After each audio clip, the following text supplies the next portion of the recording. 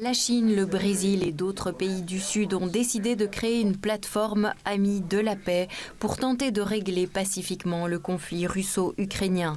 Cette décision a été prise à l'issue d'une rencontre entre le ministre chinois des Affaires étrangères Wang Yi et le conseiller présidentiel brésilien Celso Amorim en marge de l'Assemblée générale des Nations unies. Le chef de la diplomatie chinoise a souligné que l'Alliance des pays du Sud s'efforcerait d'établir un dialogue constructif et rationnel.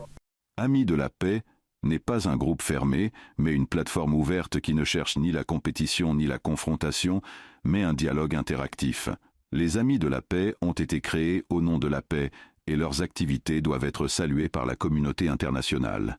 Les Amis de la paix aspirent à faire entendre une voix objective et rationnelle et à jouer un rôle constructif dans le règlement politique de la question ukrainienne. En mai dernier, la Chine et le Brésil avaient présenté un mémorandum conjoint sur une solution politique à la crise en Ukraine en mettant l'accent sur des pourparlers de paix. Au total, 45 pays ont évalué favorablement le plan sino-brésilien. Toutefois, ce plan a été rejeté par l'Ukraine, l'Union européenne et les États-Unis au motif qu'il était plus favorable aux intérêts de la Russie.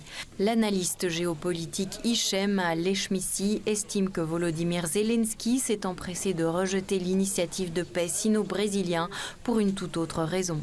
Le président ukrainien Volodymyr Zelensky a rejeté en fait cette initiative qui est issue de deux pays des BRICS, le Brésil et la Chine, tout simplement, non pas parce que le plan proposé n'est pas équilibré.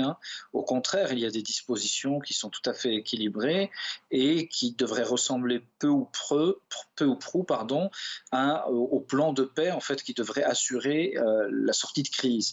En réalité, si Zelensky a refusé en fait, cette initiative, c'est tout simplement parce qu'il s'inscrit dans une continuation de la guerre qui, de plus, ne correspond même pas aux intérêts de l'Ukraine. Aujourd'hui, l'Ukraine est un pays qui est totalement ruiné, qui n'est plus en mesure de continuer la guerre, mais Zelensky est plutôt dans la logique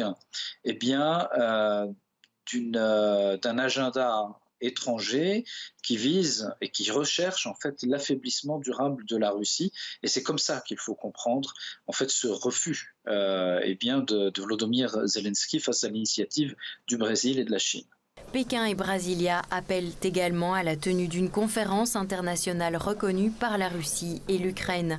Il s'agirait d'une alternative au sommet de juin dernier en Suisse, auquel la Russie n'avait pas été conviée à cause de la position de Volodymyr Zelensky.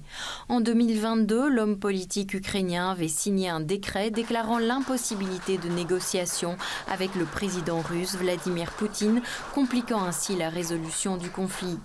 La partie russe, quant à elle, a toujours préconisé un règlement pacifique par le biais de négociations avec l'Ukraine.